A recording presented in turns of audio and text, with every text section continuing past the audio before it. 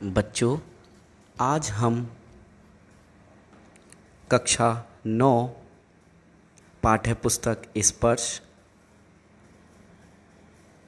के प्रथम अध्याय धूल के विषय में चर्चा करेंगे, जिसके लेखक हैं रामविलास शर्मा। रामविलास शर्मा जी ने इस पाठ के माध्यम से लोगों का ध्यान मिट्टी की ओर आकर्षित किया है और उन्होंने इतना सुंदर इसमें वर्णन किया है और धूल की महिमा को समझाया है। तरह तरह के उदाहरण धूल से संबंधित अर्थात मिट्टी से संबंधित इसमें लिए हैं। तो चलते हैं पाठ की ओर।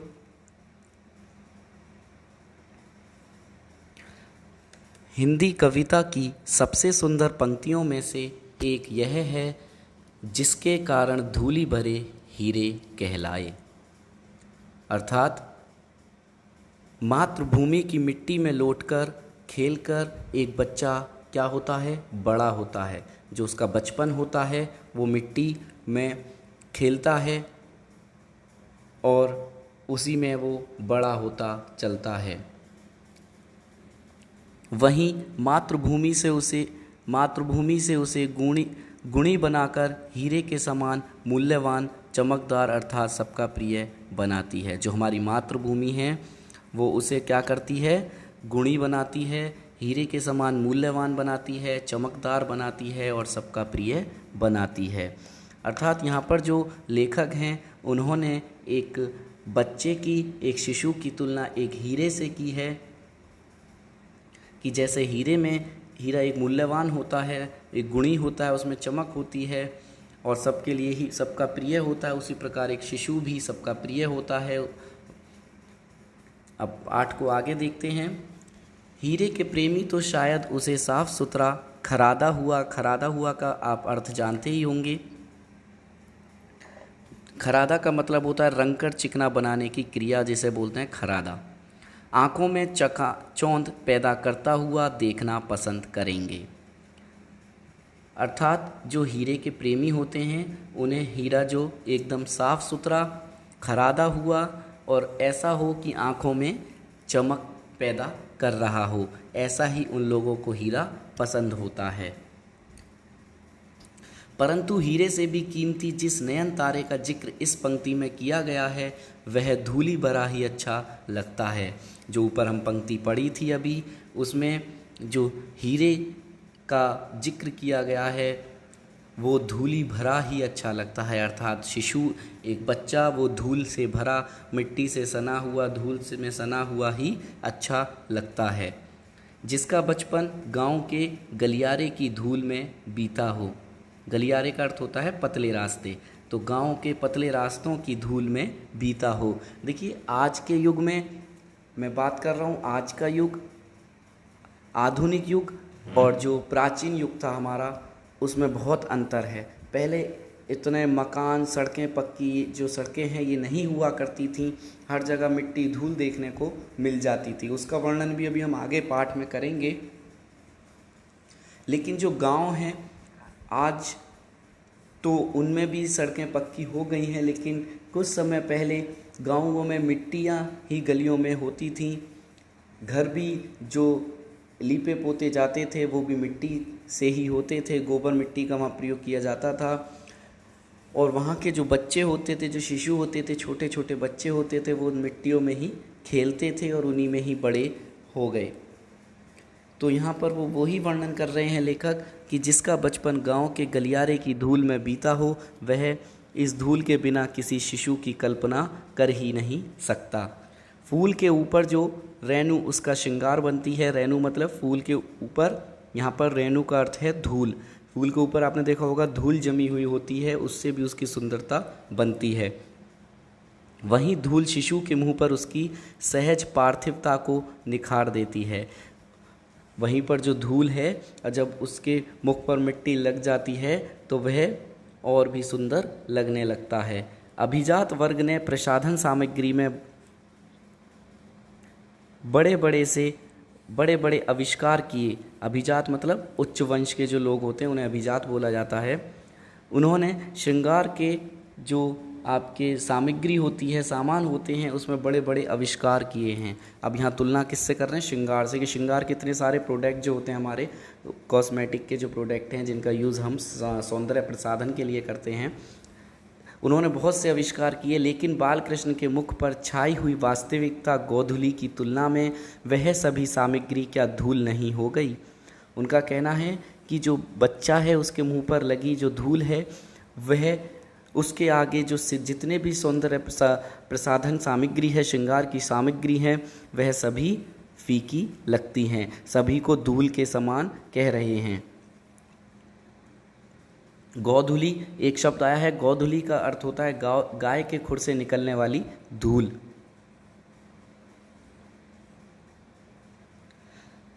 आगे, हमारी सभ्यता इस धूल के संसर्ग से बचना चाहती है। संसर्ग का मतलब साथ से। हमारी जो सभ्यता है इस धूल से, आज की जो सभ्यता चल रही है वो धूल से बचना चाहती है। मिट्टी से सनना नहीं पसंद करते। अगर मिट्टी कहीं भी हो उससे दूर हटकर चलते हैं। वह आसमान में अपना घर बनाना चाहती है। इसलिए शिशु भोलानाथ से कहती है धूल में मत खेलो। वह क्या कह रहे हैं शिशु भोलानाथ से, एक बच्चे से, कि धूल में मत खेलो। एक व्यक्ति है वो उनसे बचना चाहता है और अपने बच्चों से भी कहता है कि तुम इस धूल में मत खेलो। भोलानाथ के संसर्ग से उसके नकली सलमे सितारे धुंधले पड़ जाते हैं। सलमे सितारे मतलब सजावट, जो उसने उस बच्चे को तेल लगाया है, उसके पाउडर लगाया है, उसको सजाया है, वो सब उसे धुंधले पड़ जाएंगे धूल से, उसका ऐसा मानना है। जिसने लिखा था धन्य धन्य हैं वे हैं नर मैले जो करत गात कनियाँ लगाए धूरी ऐसे लरिकारन की। क्या कह रहे हैं? इसका क्या अर्थ हुआ कि धन्य धन्य हैं वे नर। नर आप जानते ही हैं मानव। वो नर अत्यंत सौभाग्यशाली है जो धूल में सने बच्चे को उठाते हैं। कोई बच्चा सन जाता है धूल में, उसको उठाते हैं, ठीक है, तो वह बहुत ही भाग्यशाली हैं। और आगे क्या कह रहे हैं? करत करत कनियाँ लगाए धूरी ऐसे ललिकारन की। परंतु गंदे बच्चे को गोद में उठाकर अपने को गंदा मानते हैं। वह गंदे बच्चे को जब उठा लेते हैं तो वो क्या मानते हैं कि मैं भी गंदा हो जाऊंगा। मतलब वह धूल को गंदगी जैसा मानते हैं। उन्होंने धूल को गंदगी जैसा माना है। वो यह कार्य तो बहुत अच्छा कर रहे हैं कि एक बच्चे को उठा रहे हैं धूल में सने हुए को, लेकिन वह अपने को उससे गंदा मान रहे हैं। ये गलत है। उसने भी मानो धूल भरे हीरे का महत्व कम करने में कुछ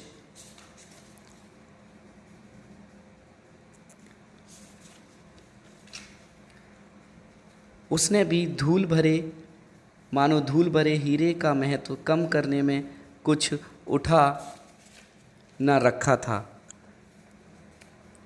धन्य धन्य है मैं ही उसके बड़प्पन को विज्ञापित किया, फिर मैले शब्द से अपनी हीन भावना भी व्यंजित कर दी।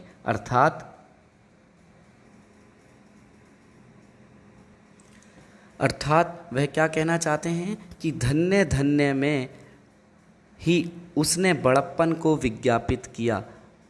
सेकंड पैरा देख रहे होंगे आप इसमें कि धन्य धन्य को ही उसने बड़प्पन को विज्ञापित किया, फिर मैले शब्द से अपनी हीन भावना भी व्यंजित कर दी।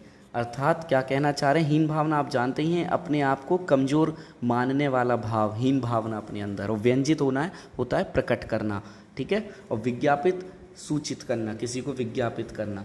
तो वे धन्य धन्य में ही उसके बड़प्पन को सूचित कर रहे हैं।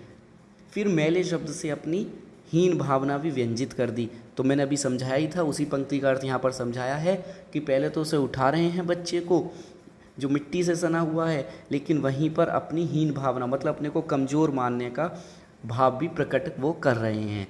अंत में ऐसे ललिकारन कहकर, ललिकान का मतलब होता है बालक, अंत में ऐसे बालक कहकर उसने भेद बुद्धि का परिचय भी दे दिया है। उसने अपनी बुद्धि का परिचय भी दे दिया है। वह हीरे का प्रेमी है, धूली भरे हीरे का नहीं। वो क्या कह रहे हैं कि जो वह नर है वह हीरे का तो प्रेमी है, उसे हीरा जो एक सुंदर चमकदार होता है वो तो पसंद है, लेकिन धूरी से भरा हीरा अर्थात मिट्टी लगा हुआ एक शिशु, एक बच्चा, उसे बिल्कुल भी पसंद नहीं है। शिशु भोलानाथ के संसर्ग से तो मैले जो करत गात की नौबत आई। वो क्या कह रहे हैं कि जो शिशु भोलानाथ जो बच्चा है, मैले तो करत गात, मैले तो करत गात का अर्थ है गाल, उसके जो गाल जो है मैले हो गए हैं, अखाड़े की मिट्टी में सनी हुई देह से तो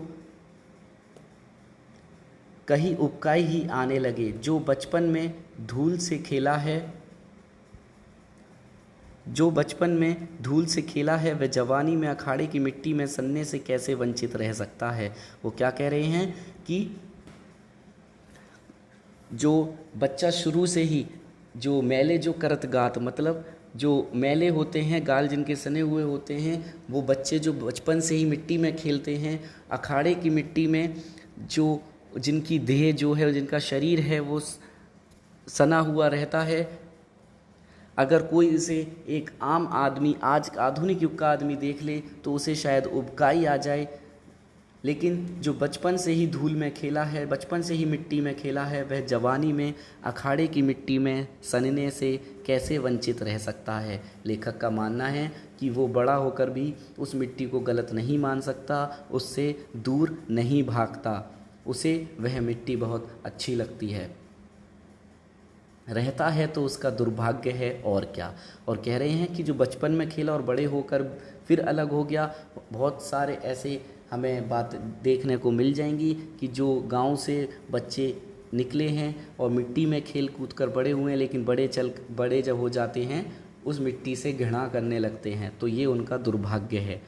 यह साधारण धूल नहीं है। देखिए एक चीज़ आपको मैं यहाँ क्लियर कर दूँ, जो शब्द यहाँ धूल आ रहा है, मिट्टी की ही आभा जो है वही धूल है। तो धूल और मिट्टी को अलग ना समझें, यहाँ पर थोड़ा ये लेके चलें कि धूल और मिट्टी एक ही चीज़ है। क्योंकि देखिए जो मिट्टी से ही जब सूख जाती है तो उस पर जब गाय के पैर या कोई गाड़ी चलती है तो वह धूल के रूप में प्रकट होती है। ठीक है, यह साधारण धूल नहीं है, वरन तेल और मट्ठे से सिझाई हुई वह मिट्टी है जिसे देवता पर चढ़ाया जाता है। वो क्या कह रहे हैं कि यह कोई साधारण मिट्टी नहीं है, साधारण धूल नहीं है, वरन तेल और मट्ठे से सिझाई मतलब पकाई हुई।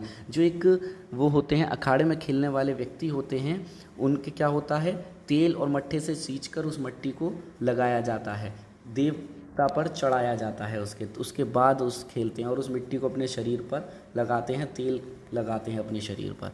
संसार में ऐसा सुख दुर्लभ है, ऐसा सुख संसार में नहीं मिल सकता। पसीने में तर बदन पर मिट्टी ऐसे फिसलती है जैसे आदमी कुआं खोदकर निकला हो। वो क्या कह रहे हैं कि जो शरीर है उस पर जो मिट्टी लग जाती है और तेल के ऊपर होती है तो इस तरह से फिसलती है जैसे आदमी कुआं खोदकर निकला हो, और उसको पसीना इतना आ जाता है, साथ में पसीने के साथ तेल भी उसकी शरीर पर है और वो मिट्टी बह जाती है। उसकी मांसपेशियां फूल उठती हैं, आराम से वह हरा होता है।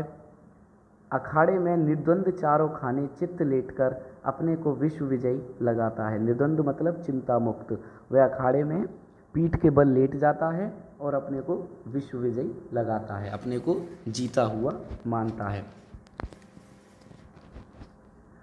आपने देखा होगा इसमें क्या होता है, अखाड़े इस लड़ाई में इसमें जो होती हैं, इसमें उसको दूसरे खिलाड़ी को जो आपका दूसरी साइड का है उसको दबाना होता है। ठीक है, चारों कोने चित्त करना होता है।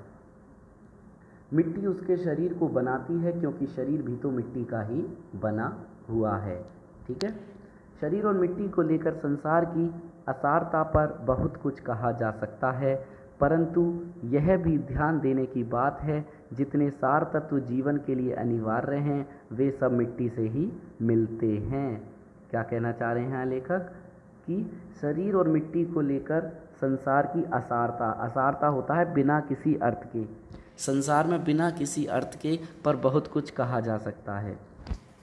शरीर के लिए भी आप बहुत कुछ कह सकते हैं और मिट्टी के लिए भी बिना किसी अर्थ के ही बहुत कुछ कह सकते हैं। परंतु यह भी आपको ध्यान में रखना है, यह भी बात आपको जाननी है कि जितने कठिन विषय, सार तत्व का मतलब कठिन विषय, जितना कठिन विषय जीवन के लिए अनिवार्य है, सार तत्व जीवन के लिए अनिवार्य हैं, वे सब मिट्टी से ही मिलते हैं। जो कुछ भी कठिनाई जीवन में आती हैं या सार तत्व जो होते हैं हमारे सारे, वो सब मिट्टी से ही मिलते हैं। आगे, जिन फूलों को हम अपने प्रिय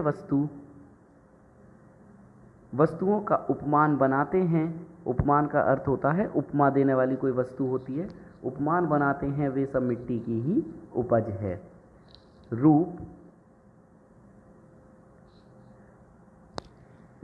रूप, रस, गंध, स्पर्श, इन्हें कौन संभव करता है? कोई रूप है या रस है, गंध है, ठीक है। माना कि मिट्टी और धूल में अंतर है, लेकिन उतना ही, देखिए यहाँ पर अंतर आया है और इसका प्रश्न भी बनता है कि मिट्टी और धूल में क्या अंतर है। लेकिन आप जानते ही हैं, मैंने आपको समझा ही दिया है कि मिट्टी और धूल में उतना ही अंतर है जितना कि शब्द और रस में। कोई शब्द है और रस है, देह और प्राण में, जो हमारा शरीर है और जो हमारे प्राण हैं, ठीक है, जितना उसमें, चांद में और उसकी चांदनी में जितना अंतर है, कोई खास अंतर नहीं होता, एक दूसरे के ही ये साथ रहते हैं, जुड़े हुए हैं, ठीक है। मिट्टी की आभा का नाम धूल है और मिट्टी के रंग रूप की पहचान किससे होती है? उसकी धूल से ही होती है। ग्राम भाषाएं अपने सूक्ष्म बोध से धूल की जगह गर्द का प्रयोग कभी नहीं करती। गर्द का मतलब क्या होता है? जो राख होती है या हम गंदगी के लिए प्रयोग कर सकते हैं, ठीक है। आपने सुना होगा जो गांव में भाषा होती है उसे धूल ही कहते हैं, ठीक है, उसे ये नहीं कहते कोई गाढ़ा है, गंदगी है, ठीक है। धूल वह जिसे गोधूली शब्द में हमने अमर कर दिया है। गोधूली का अर्थ मैं समझा ही दिया था आपको। अमराइयों के पीछे छिपे हुए सूर्य की किरणों में जो धूली सोने को मिट्टी कर देती है। अमराइयों का मतलब क्या होता है? आम के बाग।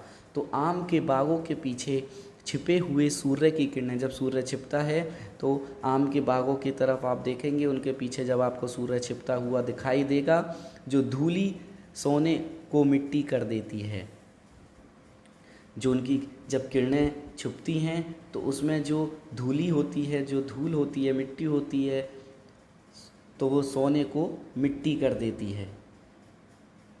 सूर्यास्त के उपरांत लीक का मतलब होता है बना बनाया रास्ता, वे जिसे बोलते हैं हम इंग्लिश में वे, ठीक है, उसे लीक बोलते हैं। कि सूर्यास्त के उपरांत बना बनाया रास्ता जो है, उस पर गाड़ी के निकल जाने के बाद जो रुई के बादल की तरह या ऐरावत हाथी के नक्षत्र पथ तारों की गति का रास्ता, नक्षत्र मतलब तारों हो गए और पथ मतलब रास्ता, तो नक्षत्र की तारों की गति का रास्ता की भांति जहाँ की तहाँ स्थिर रह जाती है। वह क्या कह रहे हैं कि सूर्यास्त के उपरांत, जब सूर्यास्त होता है उसके बाद क्या होता है कि जो रास्ते पर गाड़ी निकलती है कोई, तो गाड़ी निकलने पर कैसा दृश्य उपस्थित होता है? आप देखते हो मिट्टी में जब गाड़ी निकलती है तो क्या होता है वहाँ पर कि जो धूल है वो चारों तरफ आ जाती है। तो मतलब कहना चाहा है उन्होंने, उसको तुलना की है रुई के बादल की तरह। ऐसा लगता है वो जैसे रुई के बादल हों, या क्या कहा है उन्होंने, ऐरावत हाथी के नक्षत्र पथ की भांति। अर्थात जो ऐरावत हाथी है उसके नक्षत्र पथ की भांति, मतलब तारों की गति के समान, जहाँ की तहाँ स्थिर रह जाती है। जो मिट्टी है वो क्या होती है? इधर की उधर हो जाती है। चांदनी रात में मेले जाने वाली गाड़ियों के पीछे जो कवि कल्पना की भांति उड़ती चलती है, जो शिशु के मुंह पर फूल की पंखुड़ियों पर साकार सौंदर्य बनकर छा जाती है, धूल उसका नाम है। धूल किसका नाम है? चांदनी रात में मेले जाने वाली गाड़ी। जो हम चांदनी रात में जब कोई गाड़ी मेले के लिए जा रही होती है तो गाड़ियों के पीछे जो कवि कल्पना की भांति उड़ती जाती है, गाड़ियों के पीछे जो आपने देखा है गाड़ी आगे आगे चलती है और धूल उसके पीछे पीछे उठी हुई रहती है, ठीक है। उड़ती चलती है, जो शिशु के मुंह पर फूल की पंखुड़ियों पर साकार सौंदर्य बनकर छा जाती है। कोई बच्चा है, उसके मुख पर वो उड़कर क्या हो जाती है, बैठ जाती है। कोई बच्चा वहाँ पीछे है, उसके मुख पर बैठ जाएगी। धूल उसी को कहते हैं। ठीक है।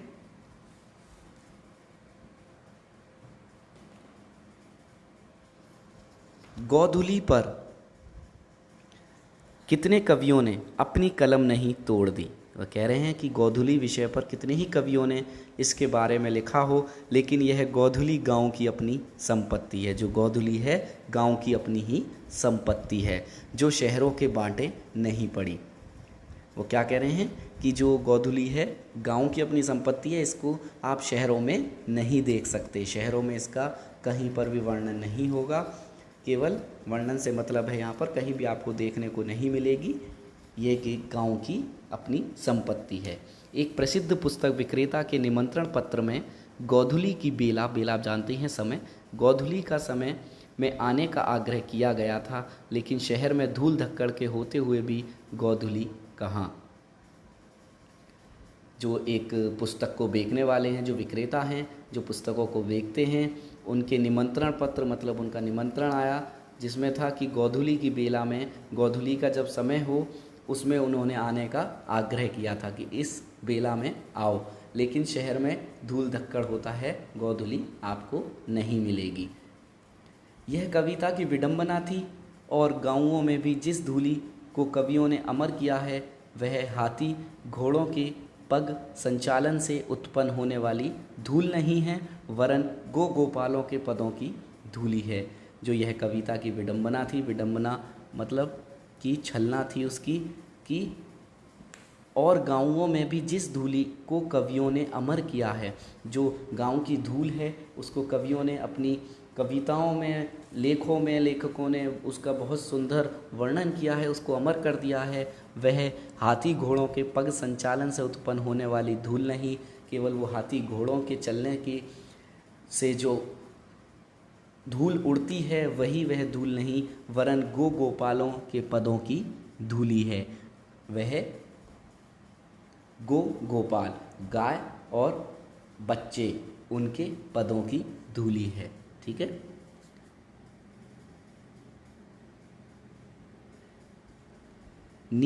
आगे, नीच को धूरी समान वेद वाक्य नहीं है। नीच को धूरी समान का अर्थ किसी को भी धूल के समान तुच्छ बताना, वेद वाक्य नहीं है। उन्होंने कहा है कि किसी को धूल के समान तुच्छ बता देना कोई वेद वाक्य नहीं है, वेदों में लिखा हुआ वाक्य नहीं है। कोई वेद में लिखा हुआ वाक्य मतलब सत्य कथन, कोई भी ये सत्य कथन नहीं है जो कह देते हैं कि तुम तो धूल के समान तुच्छ हो। ठीक है। सती उसे माथे से, सती जो होती हैं वो उसे माथे पर लगाती हैं, योद्धा उसे आँखों से लगाता है। यूलिसिस ने प्रवास से लौटने पर इथाका की धूली चूमी थी। इथाका जगह, ठीक है। यूलिसिस आप जानते होंगे एक यूनानी योद्धा हुए हैं, ने प्रवास से बाहर से जब वो लौट कर आए तो उन्होंने जब अपने देश आए तो उन्होंने इथाका आकर क्या करा, सबसे पहले धूली को चूमा, अपनी मिट्टी को, मातृभूमि को चूमा। यूक्रेन के मुक्त होने पर एक लाल सैनिक ने उसी श्रद्धा से वहाँ भी धूल का स्पर्श किया था। ठीक है। अब यूक्रेन कौन थे? सोवियत रूस से अलग हुआ एक देश यूक्रेन था। ठीक है। कोई व्यक्ति का नाम मत समझना। यूक्रेन के मुक्त, यूक्रेन को जब मुक्त कराया गया, सोवियत रूस से अलग हुआ एक देश है यूक्रेन। ठीक है।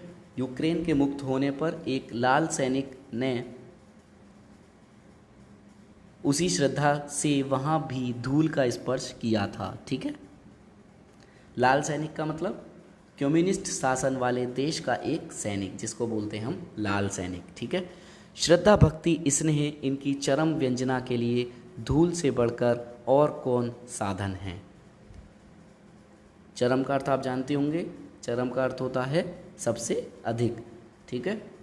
यहाँ तक कि घृणा, असूया, असूया मतलब ईर्ष्या, यहाँ तक कि घृणा, ईर्ष्या आदि के लिए भी धूल चाटने, धूल झाड़ने आदि की क्रियाएं प्रचलित हैं। ठीक है। इस तरह की क्रियाएं होती रहती हैं कि धूल चटा दी, धूल झाड़ दी। ठीक है। ये क्रियाएं चलती रहती हैं। धूल धूली धूरी धुरी, धूल धूली धुली धुरी आदि की व्यंजनाएं अलग अलग हैं। धूल जीवन को यथार्थवादी, यथार्थवादी मतलब यथार्थ को दिखाने वाली विचारधारा, सच्चाई को बताने वाली विचारधारा। गद्य कौमा धूली उसकी कविता है, धूली क्या है? उसकी कविता है। जो यथार्थ को दिखाने वाली विचारधारा है, धूली उसकी कविता है। धूली छायावादी दर्शन है, धूली छायावादी दर्शन है जिसकी वास्तविकता संदिग्ध है, संदिग्ध मतलब संदेह में है। और धुरी लोक संस्कृति का नवीन जागरण है, जागरण मतलब नई चेतना से भर उठना। छायावादी एक शब्द आया था, धूली छायावादी दर्शन है। छायावादी मतलब प्रकृति और सृष्टि के रहस्यों को बताने वाला। धूली जो है प्रकृति और सृष्टि के रहस्यों को बताती है, उसका दर्शन कराती है, जिसकी वास्तविकता संदिग्ध है, संदिग्ध मतलब संदेह में है, लेकिन उसकी जो सच्चाई है वह संदेह में है। और धूरी लोक संस्कृति का नवीन जागरण है, मतलब नई चेतना से भर उठती है। इन सब का रंग एक ही है, रूप में भिन्नता जो भी हो। रंग जो है इनका क्या है? एक है, लेकिन रूप अलग अलग हो सकते हैं। मिट्टी काली भी होती है भाई, पीली भी है, लाल भी है, तरह तरह के रंग होते हैं, आप जानते ही हैं। लेकिन धूल कहते ही, भाई धूल की बात आ गई अब यहाँ पर, लेकिन धूल कहते ही शरद के धुले उजले बादलों का स्मरण हो आता है। वे क्या कह रहे हैं कि धूल की कहते ही शरद के धुले उजले बादल, शरद मतलब सुबह, सुबह के जो बादलों का नज़ारा होता है उनका हमें याद आ जाती है। उन बादलों की याद मतलब कि कवि उन बादलों से तुलना कर रहा है। धूल के लिए श्वेत नाम का विशेषण अनावश्यक है। क्या है? कह रहे हैं कि धूल के लिए श्वेत नाम मतलब सफ़ेद, आप उसे अगर नाम दे दें तो वह, अगर विशेषण आप जानते हैं, विशेषण शब्द का भी यहाँ प्रयोग किया गया है, किसी का जब रंग का बताया जाता है तो श्वेत नाम का विशेषण जो है वो उसके लिए अनावश्यक है, वह उसका सहज रंग है। हमारी देशभक्ति धूल को माथे से ना लगाए तो कम से कम उस पर पैर तो रखे। वह क्या कह रहे हैं कि जो हमारी देशभक्ति है, हम देशभक्ति तो करते हैं, देश के लिए तरह तरह की बातें तो करते हैं, जैसे हम कितने बड़े देशभक्त हों, लेकिन हम उसे माथे पर लगाने से पीछे हटते हैं, क्योंकि हमारा मानना ऐसा होता है कि हम धूल से गंदे हो जाएंगे। लेकिन कवि क्या कह रहा है कि आप उसे माथे पर ना लगाएं तो कम से कम उस पर पैर तो रखें। किसान के हाथ पैर मुंह पर छाई हुई यह धूल हमारी सभ्यता से क्या कहती है। वह क्या क्वेश्चन कर रहे हैं, प्रश्न कर रहे हैं कि किसान के जो हाथ पैर हैं, मुंह पर लगी हुई धूल है, वह हमारी सभ्यता से क्या कह रही है, जो हमारी सभ्यता है उसके लिए वह क्या कहती है। हम कांच को प्यार करते हैं, धूली भरे हीरे में धूल ही दिखाई देती है। हम कांच को प्यार करते हैं, धूली भरे हीरे, जो हीरा होता है जब उसके खरादा जाता है तो मतलब वो धूल कह सकते हैं हम, जब वो सना हुआ होता है तो उस पर क्या होता है, धूली भरे हीरे में क्या होगा, धूल ही दिखाई देगी आपको। भीतर की कांति आँखों से ओझल रहती है।